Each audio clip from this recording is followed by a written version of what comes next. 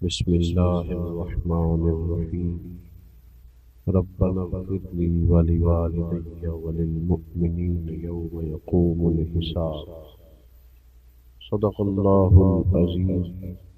درود پاک پڑھیے۔ الصلاۃ والسلام علیک یا رسول اللہ وعلی آلک واصحابک یا حبیب اللہ۔ سارے حضرات روشی پڑھیے۔ الصلاۃ والسلام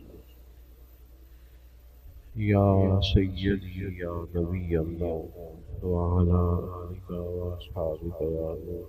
حمد و صلاۃ کے بعد آپ حضرات سماعت کر رہے تھے کہ عزیز القدر بشارت صاحب کی والدہ کا یہ ختم علم ہے۔ میں ان کے جنازے پر ہی آنا چاہتا تھا، اس کے بعد بھی مجھے آنا چاہیے تھا چونکہ ان سے بڑا قریبی میرا تعلق ہے، پر اپنی صحت کی وجہ سے میں حاضر نہ ہو سکا۔ بہت دیر ہو گئی، یہ بھی تعزیت کے لیے ہی آنا تھا تو یہ کچھ اہتمام ساتھ ہو گیا۔ اللہ تعالیٰ مرحومہ کی بخشش فرمائے، ہم سب کے والدین پر اور ہم سب پر اللہ تعالیٰ رحمت کی نظر فرمائے۔ کسی کے لیے جب بندہ دعا کرتا ہے تو نام لیتا ہے کہ اللہ فلاں بن فلاں کی بخشش کرتا ہے، لیکن جب بندہ والدین کے لیے دعا کرتا ہے تو پھر نام نہیں لیتا، بلکہ قرآن پاک نے دعا یہ سکھائی ہے، والدین اگر چلے بھی گئے ہوں، قبروں میں بھی ہوں، تو پھر بھی دعا یہی ہے کہ ربنا اغفر لی ولوالدی، اے اللہ مجھے بھی بخش دے اور میرے ماں باپ کی بھی مغفرت فرما دے۔ یہ رشتے ٹوٹا نہیں کرتے، موت ان رشتوں کو توڑتی نہیں۔ جس طرح ماں باپ کے ساتھ زندگی میں رشتہ موجود تھا، اسی طرح ان کے انتقال کے بعد بھی ان سے رشتہ بندے کا موجود رہتا ہے۔ اعلیٰ حضرت فاضل بریلوی رحمۃ اللہ علیہ نے 12 حقوق کم و بیش ایسے بیان کیے ہیں جو ماں باپ کے انتقال کے بعد بھی اولاد کے ذمہ رہتے ہیں۔ ہم بہت ساری روایتی چیزوں کے قائل ہیں، اور میں یہ سمجھتا ہوں کہ بہت سارے لوگ ایسے ہیں جو بڑا کچھ جاننے کے باوجود، سمجھنے کے باوجود، شعور رکھنے کے باوجود اپنے شعور کے مطابق فیصلہ نہیں کرتے، بلکہ زمانے کے رواج کے مطابق فیصلہ کرتے ہیں۔ فہم و فراست کی، عقل و دانش کی ساری ان کی آنکھیں کھل جاتی ہیں، پر پھر بھی وہ دیکھتے ہیں کہ سوسائٹی کدھر جا رہی ہے، معاشرہ کیا کہتا ہے، لوگ اس معاملے میں کیا کرتے ہیں، لہٰذا مجھے بھی وہی کرنا ہے۔ یہ رشتہ بھی موجود ہے اور اس رشتے کے حقوق بھی موجود ہیں۔ کرنے کا کام یہ ہے کہ اپنے ارد گرد کے ماحول کے مطابق نہیں، اللہ اور اس کے رسول کے بتائے ہوئے طریقے کے مطابق ہم والدین کے بعد ان کے لیے طریقہ کار اختیار کریں۔ اصال ثواب ایک مسلمہ چیز ہے۔ اب ہمارے ہاں اصال ثواب کے لیے بہت لمبا چوڑا اہتمام ہوتا ہے، تو وہ اصال ثواب کی بجائے بہت ساری جگہوں پہ دعوت بن جاتی ہے،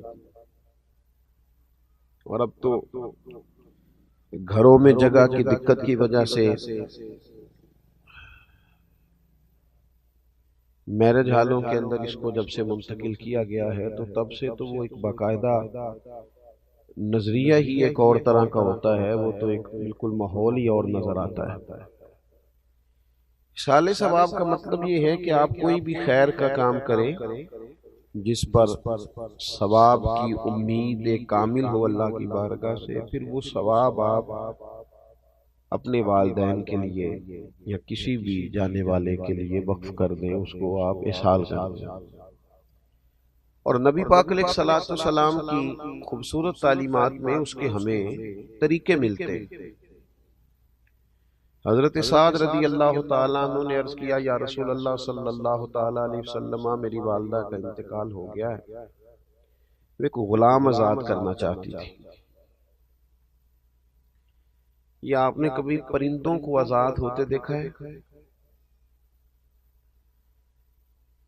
کچھ لوگ پرانے زمانے میں پرندے آزاد کراتے تھے پیسے دے کے، کسی نے اگر پرندے پکڑ لیے تو وہ اپنے شوق سے کہ ان کو، اقبال نے پرندے کی فریاد بھی لکھی ہے نا، آتا ہے یاد مجھ کو گزرا ہوا زمانہ، وہ باغ کی بہاریں وہ سب کا چہچہانا، پرندہ کہتا ہے۔ اب اس قید کا الہی دکھڑا کسے سناؤں، یہ ڈر ہے کہ فقط میں اس غم سے مر نہ جاؤں۔ قید ظاہر ہے مشکل کام ہے، پرندے لوگ آزاد کراتے تھے، بلکہ بعض لوگ یہ کہتے تھے کہ اگر کوئی قیدی ہو گیا ہے ناجائز مقدمے میں تو پرندے آزاد کرو، اس کی برکت سے اس پر فضل ہوگا۔ بہرحال پرندہ بھی جب آزاد ہوتا ہے تو وہ محسوس کرتا ہے کہ میرے پر کھل گئے ہیں، میں اب دنیا میں لوٹ آیا ہوں۔ غلام قیدی ہوتا ہے، اور ایک روایت میں یہ بھی فرمایا کہ مقروض بھی قیدی ہوتا ہے، جس پر قرض ہوتا ہے وہ قیدی ہوتا ہے، حدیث پاک میں موجود ہے۔ غلام بڑی تکلیف میں ہوتے تھے، نبی پاک علیہ السلام نے تدریجاً اپنے صحابہ کو یہ توجہ دلائی کہ غلاموں کو آزاد ہونا چاہیے، کفارے کے طور پر بھی کہا کہ جا تو 3 غلام آزاد کر، جا تو اتنے غلام آزاد کر۔ تو حضرت سعد نے عرض کی کہ والدہ انتقال کر گئی، ایک کو ذرا کم ہو جائے، والدہ چلی گئی ہیں، وہ ایک غلام آزاد کرنا چاہتی تھی، ایک شخص کو آزادی دینا چاہتی تھی، اپنے پیسے، یعنی خریدا جاتا تھا غلام کو تو وہ جس نے خریدا ہے اس کو پیسے دے کے اس کو آزاد کرنا چاہتی تھی۔ تو یا رسول اللہ صلی اللہ علیہ وسلم، اگر میں اپنی اماں کی طرف سے وہ غلام آزاد کر دوں تو میری ماں کو اس کا اجر ہوگا؟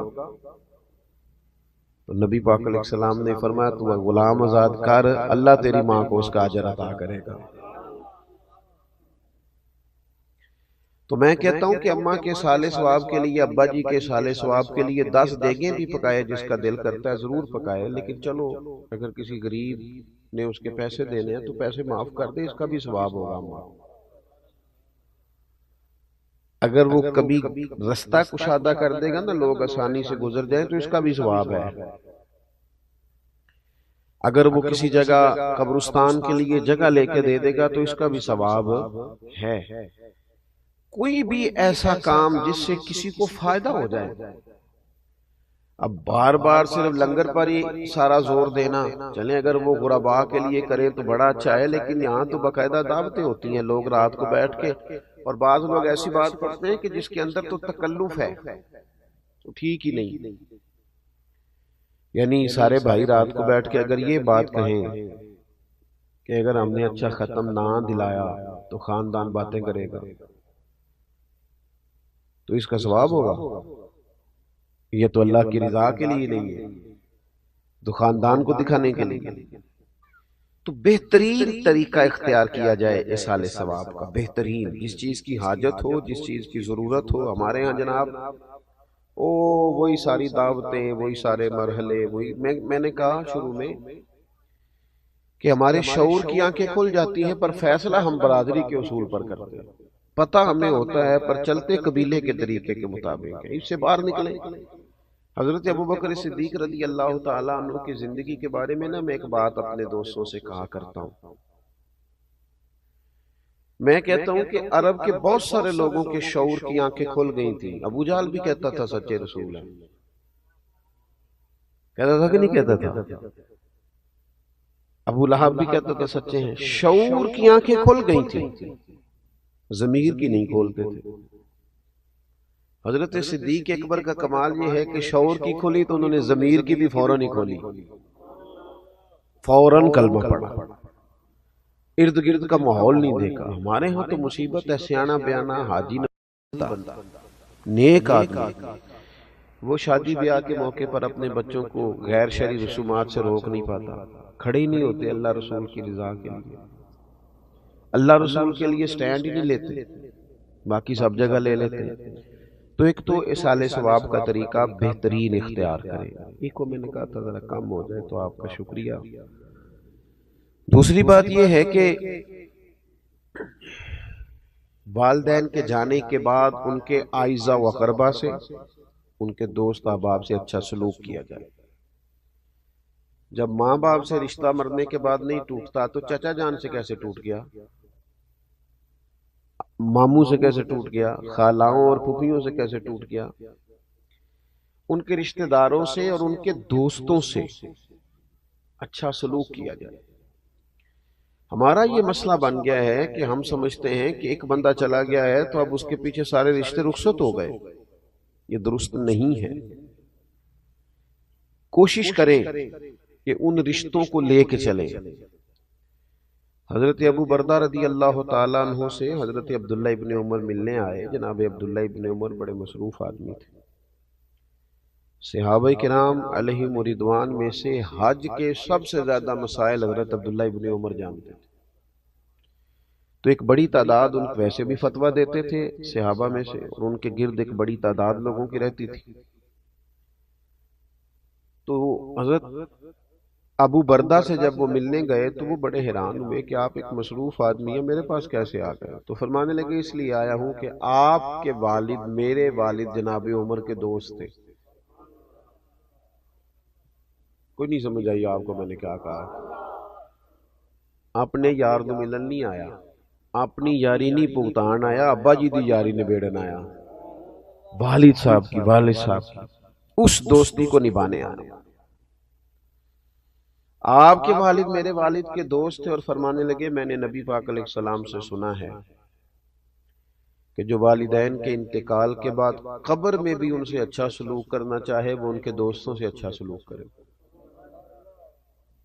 ان کے رشتوں کو لے کے چلے، اس تعلق کو نبھائیں۔ ہمارے ہاں لوگوں کا یہ رویہ ہو جاتا ہے کہ میری اماں جی گئی تو میرے ننیال والے گئے، ابا جی گئے تو میرے ددیال والے گئے، ان رشتوں کو نبھایا جائے۔ تیسری بات، بس اسی پر میں نے گفتگو کو ختم کر دینا ہے، وہ ہے دعائے بخشش، دعائے مغفرت۔ صوفیہ کرام فرماتے ہیں یہ جو اللہ تعالیٰ نے ہمیں کہا ہے نا کہ تم مجھ سے دعا کرو تو میں تمہاری دعا پر کسی بندے کی بخشش کر دوں گا، تم دعا مانگو، تو فرماتے ہیں یہ بہت بڑی عزت دی ہے اللہ نے ہمیں۔ کسی جگہ بھی ہر آدمی کی سفارش نہیں سنی جاتی، لیکن مالک کہتا ہے تم مجھ سے کہو میں معاف کر دوں گا۔ 40 بندے جنازہ پڑھ دیں، 3 صفحے جنازہ پڑھ دیں، 3 بندے جنازہ پڑھ دیں، ہے نا حدیث پاک میں سارا کچھ، تم آؤ آ کے کھڑے ہو جاؤ، اس کی بخشش کی دعا کرو میں معاف کر دوں گا، تو کہتے ہیں یہ تو اللہ نے ہمیں عزت دی، ورنہ ہم اور رب کی بارگاہ تو چھوٹی سی جگہ بندہ سفارش کرے تو قبول نہیں ہوتی، اور مالک کہتا ہے تم کہو نا میں معاف کر دوں گا۔ اور ہم کیا کرتے ہیں؟ آپ کبھی ڈاکٹروں کے پاس ان بچوں کو دیکھیں جو دوائیوں کے سیل مین بن کے آتے ہیں، میڈیکل ریپس، کبھی دیکھیے گا، مجھے موقع ملا دیکھنے کا۔ وہ جب آتے ہیں نا تو وہ بالکل لباس عمدہ ان کے حساب سے، اور وہ جچی تلی بات کریں گے، اور 1 منٹ 1 سیکنڈ کے لیے بھی کوئی اضافی جملہ نہیں بولیں گے، انہوں نے قائل کرنا ہے۔ کسی بھی آفیسر کے پاس آپ جب جاتے ہیں اپنا کیس لے کر، کسی بھی جگہ آپ نے فارورڈ کرنا ہے تو بڑی جچی تلی باتیں، خاص چیزیں، اہم معاملات، لیکن دعا کے لیے جب اللہ کی بارگاہ میں حاضر ہوتے ہیں، دعا کرو جی، دعا کرو جی، فوت کی ہو گئی تو اگر پوچھا جائے کہ بھلا آپ نے کیا دعا کی ہے،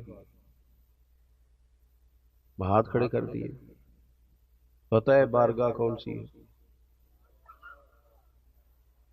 وہ دیکھیں نا۔ اور پھر جب بندہ دنیا میں کسی بندے کو بھی اپنے حق میں قائل کرتا ہے تو اس کا کوئی طریقہ ہوتا ہے قائل کرنے کا، وہ بڑے درد سے کہتا ہے کہ آپ کی مہربانی دی، بڑے ضرورت مند ہیں، آپ سے بڑا پیار ہے، آپ بڑے اچھے ہیں، آپ اگر مہربانی آپ نے اپنے حق میں قائل کرنا ہے نا، تو اللہ کی رحمت کو جب بندے نے منانا ہو اور پھر وہ بے توجہی سے دعا کرے، رٹے رٹائے جملے، رٹی رٹائی باتیں، وہ یار کسی کو بھی کسی نے منانا ہو تو کوئی طریقہ ہے، اور پھر مالک کریم کی بارگاہ کو راضی کرنا ہو۔ میں نے دیکھا وہ بس ٹھیک ہے، میری طرح کے پیروں مولویوں کے ذمے لگایا، اچھے لوگوں کی بات نہیں کرتا، تو ان کے پاس ایک رٹی رٹائی دعا ہوتی ہے سب کے لیے اکٹھی، اس میں نام ایڈ کیا، نئے بندے کر، چلو جی چھٹی۔ وہ خدا کے بندے دعا مانگ، تھوڑی مانگ لے، 4 سیکنڈ کی مانگ پر درد سے مانگ، تو منا مالک کو، وہ بڑا کریم ہے، بڑی جلدی مان جاتا ہے۔ تو حاضری دے ذرا، تیرا مطلب تیری باڈی لینگویج بتائے کہ تو اسے منانے آیا ہے، تیرے لہجے کا حسن، تیرے لفظوں کی جولانی، تیرے انداز کا عجز، تیری انکساری، تیرا اس کی بارگاہ میں حاضری کا انداز، تو اسے منا رہا ہے، پتہ چلے۔ لیکن وہ جناب کیا بتائیں، میں دیکھتا ہوں لوگوں کو دعا کرتے، پھوڑی پہ بیٹھے ہیں، دعا مانگی جا رہی ہے، اخبار بھی پڑھ رہے ہیں، سیاسی تبصرے بھی کر رہے ہیں، دعا بھی مانگ رہے ہیں، اور پھر اس کے بعد کہانیاں بھی رات کو سنائی جاتی ہیں، بڑے تعلقات نے جی، اللہ کا فضل ہے، جی 15 دن ہو گئے ہیں بیٹھے، لوگ آئی جا رہے ہیں۔ بھئی وہی آنا جانا تو کوئی کمال نہیں ہے، آپ تو کسی کی دعا کے لیے بیٹھے ہیں، یہ بتائیں کہ آپ نے کس درد سے مانگا۔ آپ کو پتہ ہے حضور نے فرمایا قبر میں جو بندہ ہے وہ اس طرح ہے جس طرح کوئی دریا میں ڈوبنے والا۔ اس بات کی شدت کو ملاحظہ کریں، وہ اس طرح ہے جس طرح دریا میں کوئی ڈوب رہا ہوتا ہے۔ حضور فرماتے ہیں وہ انتظار کرتا ہے کہ کوئی میرے لیے دعا کر دے، بھائی کر دے، بیٹا کر دے، ماں کر دے، رشتہ دار کر دے، کوئی کر دے، وہ منتظر ہے کہ کوئی میرے لیے دعا کرے۔ تو وہ تو دریا میں ڈوب رہا ہے، آزمائش میں ہے، اور یہاں جناب موقع ملنے کے باوجود دعا نہیں ہو رہی۔ خوب دعا کی جائے، درد سے دعا کی جائے، جانے والے کے لیے اللہ کی بارگاہ میں عرض کیا جائے، کوشش کی جائے۔ اللہ بڑا مہربان ہے، جب بندے دعا کرتے ہیں تو وہ رحمت فرماتا ہے، اور دعا کی جائے تو وہ ایک بزرگ تھے تو وہ کہا کرتے تھے مجھے دعا مانگنے کا طریقہ میری بیوی نے سکھایا۔ کس نے؟ پریشان ہو گئے آپ سارے، مشکل بات کر دی میں نے۔ اللہ تعالیٰ آپ کو جزائے خیر دے، خیر جہاں سے بھی ملے سیکھنی چاہیے، اللہ آپ کو سلامت رکھے۔ تو بیوی کے بارے میں تو ویسے ہی کہتے رہتے ہیں بہت سارے لوگ کہ تینوں سکھاندی ہے، تو بھئی یہ تو مطلب ویسے ہی ایک بات بڑی پڑھی لکھی ہے اور بڑی ضرب المثل ہے، تو آپ پریشان کیوں ہو گئے؟ وہ اللہ والے تھے تو انہوں نے اس کا اقرار کیا کھل کے، کہنے لگے مجھے دعا مانگنے کا طریقہ میری بیوی نے سکھایا۔ جناب کیسے؟ رب کا بندہ نا اس کی لو لگی ہوتی ہے، کوئی بھی بات کر رہا ہو تو اس کی کیفیت کہیں اور ہوتی ہے۔ فرمانے لگے کوئی ضرورت تھی گھر میں تو میری اہلیہ نے، میری زوجہ نے مجھے کہا کہ کچھ پیسے چاہیے، گھر کا فلاں کام کرانا ہے۔ میں نے اسے کہا کہ ابھی میرے پاس نہیں ہے، کچھ دنوں میں پیسے آنے ہیں، آ جاتے ہیں تو تمہیں دے دیتا ہوں۔ 2-4 دنوں کے بعد خاتون خانہ نے پھر کہا کہ وہ آپ سے گزارش کی تھی، کچھ پیسے چاہیے تھے، گھر کا فلاں فلاں کام، تو میں نے کہا بھی نہیں ہے میرے پاس۔ اب کہ اس نے وقفہ کم کر دیا اور اگلے ہی دن پھر پوچھ لیا کہ جناب وہ گزارش کی تھی پیسے، خواتین بار بار یاد بھی کراتی ہیں۔ کہتے مجھے غصہ آیا تو میں نے جھڑک ڈالا، میں نے کہا تو کیا مجھے ہر وقت پریشان کر دی، کہا ہے نا جب ہوں گے تو دے دوں گا، ڈانٹا میں نے۔ کہتے میں نے ڈانٹا تو وہ سلیقہ مند خاتون میری ڈانٹ سہتی رہی، پھر چپ کر گئی، اور اس نے ایک بات کہی تو مجھے رب سے مانگنے کا طریقہ آ گیا۔ وہ کہنے لگی تھوڑی دیر چپ رہنے کے بعد آپ ہی میرے شوہر ہیں، آپ سے نہ کہوں تو پھر میں کس سے جا کے کہوں۔ کہتے ہیں اس نے بات کہی، وہ تو چپ کر گئی تو میں رو پڑا۔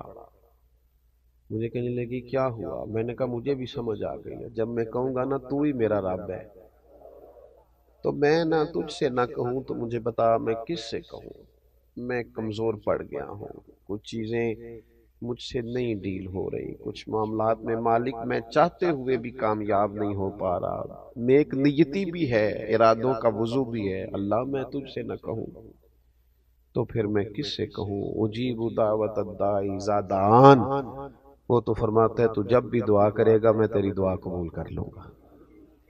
تو دعا کا رشتہ تھوڑا مضبوط کرے، اپنے جانے والوں کے لیے بالخصوص دعا کرے، وہ بھی ہم کسی سے کراتے ہیں، قرآن شریف بھی کسی سے پڑھوا لیتے ہیں، فلانا کام بھی کسی سے کرا، ہم نے کیا کیا اپنے ماں باپ کے لیے؟ ہم نے کیا کیا؟ وہ اتنے سپارے فلانا دے دے، اتنے دے لیں، ٹھیک ہے، درست ہے، ناجائز نہیں، پر یہ کہ میں نے کیا کیا اپنے ماں باپ کے لیے، تو سارا کوئی دوسروں نے پڑھ کے دیا، وہ جو ساری زندگی انہوں نے میرے نام کر دی، جوانی میں بھی کپڑے سادے پہنے، اور جنہوں نے تھوڑا کھانا کھایا اور اولاد کو پالا تو ہم نے کیا دیا ان کو؟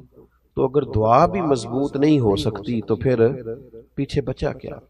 تو یہ تین باتیں میں نے آپ کی خدمت میں عرض کی ہیں، امید ہے کہ آپ اس پر توجہ فرمائیں گے۔ ایک تو یہ کہ سال ثواب کا اچھا اور عمدہ طریقہ اختیار کریں، اچھا اور عمدہ۔ چند دن پہلے میرے پاس ایک صاحب آئے تھے، انہوں نے کہا 5 بھائی ہیں، میں جانتا تھا، تو وہ باہر سے آئے تھے اپنے والد کے انتقال پر، تو جب میں نے ان کا انداز دیکھا تو میں نے ان سے کہا کہ کہنے لگے میں کچھ کرنا چاہتا ہوں اس سال ثواب، تو میں نے کہا آپ کے تو 2 بھائی بڑے کمزور ہیں، بہت غریب ہیں، زیادہ ہی سگے بھائی، کہنے لگے ایسے ہی ہے۔ میں نے کہا آپ نا ان کے ساتھ ہی نیکی کر دیں، اللہ بھی خوش ہو جائے گا، ماں باپ بھی خوش ہو جائیں گے۔ تو وہ مجھے کہنے لگے کہ مطلب یہ، میں نے انہیں کہا کہ یہ حوالہ میں آپ کو دکھاتا ہوں کہ حضرت ابو طلحہ رضی اللہ تعالیٰ عنہ نے جب اپنا باغ پیش کرنا چاہا تھا تو نبی پاک نے کہا تھا اپنے رشتہ داروں میں بانٹ دیں، تو گھر میں بھی نیکی کریں گے تو اس سے بھی اجر ہوگا، تو اچھا اصال ثواب کریں۔ اور دوسرا، والدین کے جو رشتے ہیں، جو ان کی دوستیاں ہیں، ان کو نبھانے کی کوشش کریں۔ تیسرا، دعا ذرا ذوق والی، ذرا درد والی، ذرا مزے والی۔ میں تو کہتا ہوں ہر کام میں لطف لے کے نا، ہمارے ہاں محفلیں ہوتی ہیں، جلسے ہوتے ہیں، کچھ بھی، جب تک آپ اس میں پورے ذوق میں نہیں نا، پورے لطف میں نہیں، وہ بھی نا، دین کی چیزیں بھی بعض اوقات دنیا محسوس ہوتی، وہ جب تک آپ پر طاری ہوگی تو آپ کو مزہ دے گی، روحانی طور پر مضبوطی آئے گی۔ اللہ کی بارگاہ میں دعا ہے اللہ مرحومہ کی بخشش فرمائے، ہمارے حال پہ رحم فرمائے۔ قاری فیاض صاحب ختم۔ الحمدللہ رب العالمین والصلاة والسلام علی سید الانبیاء والمرسلین، ربنا آتنا فی الدنیا حسنۃ وفی الآخرۃ حسنۃ وقنا عذاب النار۔ مالک کریم، جو کلمات خیر سال ثواب کی نیت سے پڑھے گئے ہیں اپنی بارگاہ رحمت میں قبول فرما، اس تمام کا اجر و ثواب نبی اکرم نور مجسم شفیع معظم صلی اللہ تعالی علیہ وسلم کی بارگاہ عالی مرتبت میں ہدیتاً تحفتاً نذرانتاً پیش کرتے ہیں، اپنے فضل و کرم سے قبول فرما۔ حضور سید عالم علیہ السلام کا وسیلہ پاک تمام انبیاء کرام علیہم السلام، صحابہ کرام علیہم رضوان، اہل بیت اطہار علیہم رضوان، تابعین، تبع تابعین، علماء، محدثین، مفسرین، ائمہ مجتہدین، سلاسل طریقت کے تمام بزرگان دین کی بارگاہوں میں پیش ہے، اللہ قبول فرما۔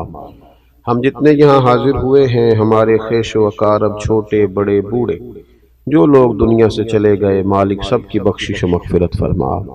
ہمارے بھائی بشارت صاحب کی والدہ مرحومہ تیری بندی تیری بارگاہ میں پہنچ گئی، اللہ ان کے ساتھ رحمت والا سلوک فرما، فضل والا سلوک فرما، درگزر والا فیصلہ فرما۔ اس تمام کا ثواب ان کی روح کو پیش کرتے ہیں، مالک اپنے فضل سے قبول فرما، ان کی آخرت کی منازل کو آسان فرما۔ انسان ہونے کے ناطے جہاں جہاں بھول گئیں، اپنے فضل سے انہیں معاف فرما دے۔ دامیں درمیں قدمیں سخنیں چھوٹی بڑی، جتنی نیکی انہوں نے زندگی میں کی ہے وہ ساری نیکیاں قبول فرما لے، ان کی چھوٹی نیکیاں بڑی کر کے ان کے لیے ذخیرہ آخرت بنا دے۔ اے اللہ ان کی اولاد کو، ان کے پسماندگان کو صبر جمیل بھی عطا فرما، اور زیادہ سے زیادہ اصال ثواب اور دعائے مغفرت کی توفیق بھی عطا فرما۔ مرحومہ جب قبر سے نکلیں تو نامہ اعمال سیدھے ہاتھ میں عطا فرمانا، اپنے نیک اور پاکیزہ بندوں کی جماعت میں انہیں شامل فرمانا، نبی کریم علیہ السلام کی شفاعت انہیں عطا کرنا، حضور علیہ السلام کے جھنڈے کے نیچے جگہ نصیب فرمانا۔ جتنے بھی کلمات خیر اب مزید اصال ثواب بتایا گیا ہے، مالک وہ بھی درجہ بدرجہ پیش کرتے ہیں، قبول فرما لے، مرحومہ کو اس کا بہترین اجر عطا فرما دے۔ اے اللہ صبح قیامت ان کو اپنے عرش کا سایہ نصیب فرما، حضور علیہ السلام کی شفاعت عطا فرما، دوزخ کی گرمیوں سے محفوظ فرما، جنت کی اعلیٰ نعمتوں کا وارث بنا۔ ہم نے جتنی دعائیں ان کے لیے مانگی ہیں وہ ساری ان کے حق میں قبول فرما، جو ہم نہیں مانگ سکے اور ان کے لیے بہتر ہے تو اپنے فضل سے انہیں عطا فرما۔ امت کی خیر فرما، عالم اسلام کی خیر فرما، پاکستان کی خیر فرما، کائنات کے مالک امت کو غیرت ایمانی اور جذبہ جہاد عطا فرما، شوق شہادت نصیب فرما، ہمارے شعور کو دین کی خوبصورتی نصیب فرما۔ اے اللہ وہ زندگی نصیب فرما جس سے تو راضی ہوتا ہے اور تیرے محبوب علیہ الصلوۃ والسلام راضی ہوتے ہیں، دنیا اور آخرت میں ہماری پردہ پوشی فرما، میرے عزیزوں کو، بھائیوں کو، صاحب خانہ کو برکات عطا فرما، دنیا اور آخرت میں سعادت مندیاں نصیب فرما، رحمتوں کے گہرے اور گھنے سائے نصیب فرما۔ اللہم انا نسألک العفو والعافیۃ فی الدین والدنیا والآخرہ۔ اللہ تعالیٰ ان کی پھپھو جان بیمار ہیں، انہیں شفا عطا فرما دے، صحت اور عافیت نصیب فرما دے، تمام بیماروں کو شفا دے، تمام کی مشکلات آسان فرما دے۔ رب اغفر وارحم وانت خیر الراحمین، وصلی اللہ تعالی علی حبیبہ سیدنا و مولانا محمد۔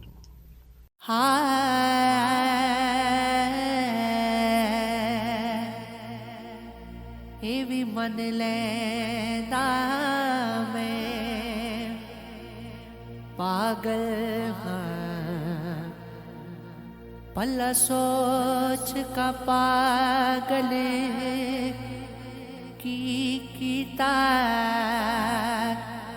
تیرے نادار وظیفہ کردہ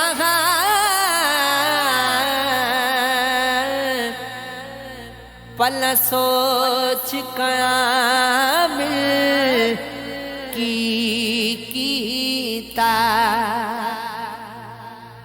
مینوں دین جہان دی خبر نہ سی، پلا سوچ غافل کیتا